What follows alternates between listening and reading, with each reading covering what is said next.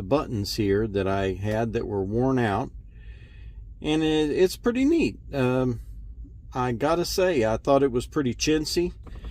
Here's what the stickers look like. Oh, that's upside down, but here's what they look like. And it has the stickers for all the buttons. And you know how they wear out on these Escalades and Chevys in general.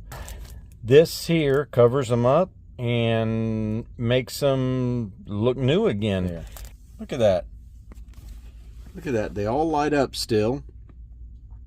And you don't even know which ones the stickers are, really.